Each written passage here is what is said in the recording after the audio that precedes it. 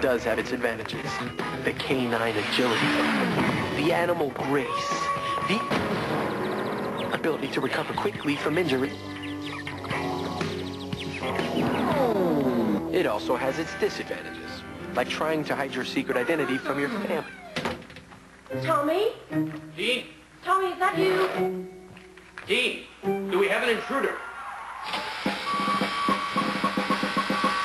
The living room perimeter is secured. Dad! Stay where you are, honey. Your father's gonna call the police. No! It's just me, Tommy. I'm here.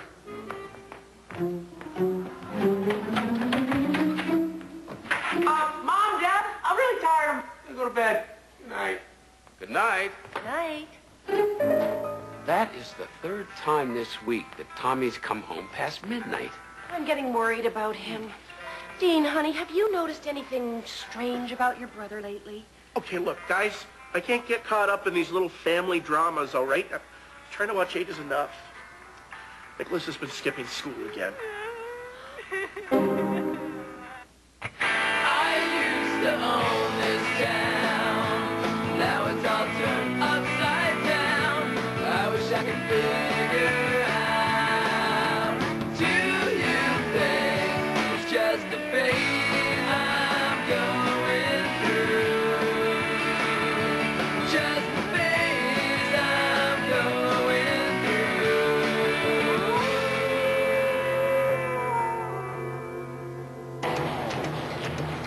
In high school, it's easy to feel like you're invisible, like you just kind of blend in with the crowd.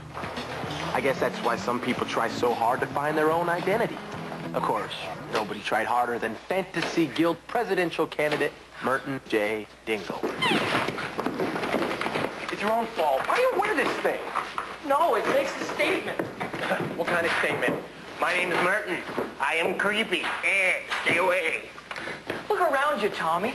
What do you see? Dozens of jocks bedecked in Letterman's jackets? A gaggle of nerds sporting Argyle? Come on. This frock sets me apart from the herd. It lets the world know there is no one out there like Merton J. Dingle. Except for that guy. Wait a minute, I know him. That's Alvin Blackburn. Who's Alvin Blackburn? He used to live across the street from me until his dad transferred to Transylvania for, cheap labor and low environmental standards. Okay. You gonna go say hi to him? Are you kidding? He's my enemy, Tommy. Ever since back in the day of the D&D championship. It's a long story. Don't get me started. Yeah. Hey, did you study for the bio test, Mrs. He Jenkins? claimed to be a warlock. A real one with superpowers and cast spells. You're right. The day before we moved, I rigged my 20-sided die and pitted him against the invincible Dragon of Antioch. You cheated at Dungeons and Dragons? I'm running for office here. Well, have fun. Spellcaster. You're right. He couldn't cast a shadow.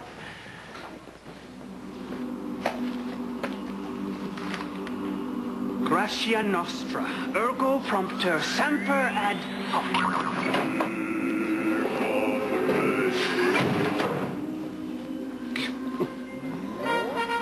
And so I say to you, ask not what the Gothic Fantasy Guild can do for you, but what you can do for the Gothic Fantasy Guild. 4 more years!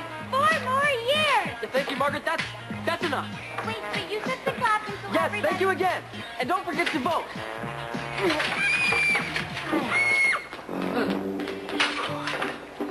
Well, little Merton Dingle. Well, spineless Alvin Blackburn. I see you're still clinging to the midget goth routine. Hey, you faced any invincible dragons lately, Alvin? It's Alistair, and I no longer play children's games.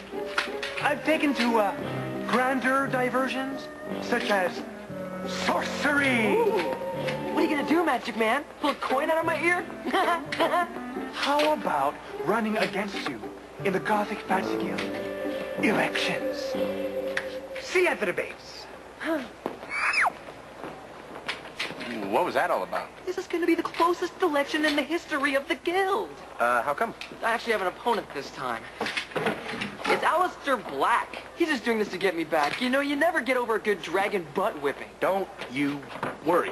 I'll come to that meeting and vote for you. Really? Why not? Sure, it's not my usual crowd, but... No, you have a great time. It'll be lots of fun. I gotta warn you, though, our meetings can get pretty wild. Yeah, I bet. I hereby call the Gothic Fantasy Guild to order.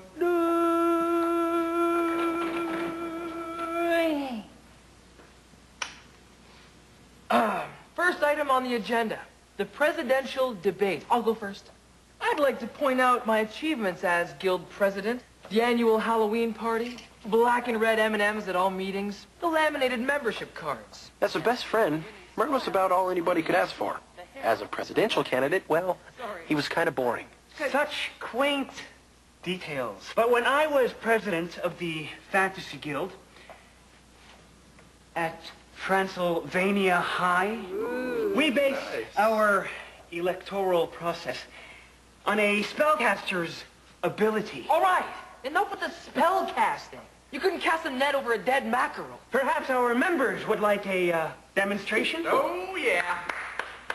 Cogito, ergo, fort, sumter, est. Right back at you. Hoo-ah! Tempo non oculare interis rex.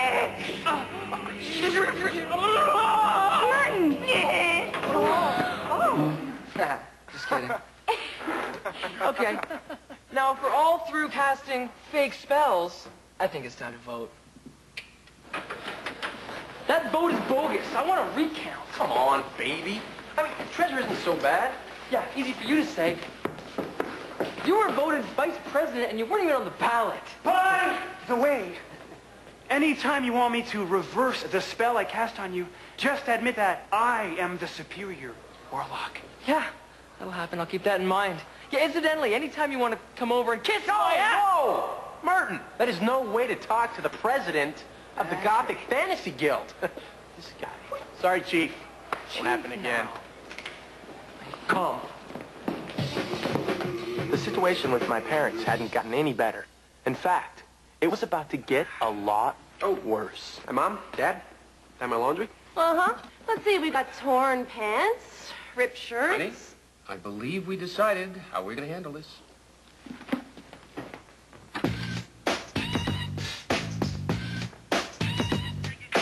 What the dealio? Home, want to get down for a little Victor, what? Excuse me? Chill, G. We're not dissing you. I don't know what you guys are trying to say to me.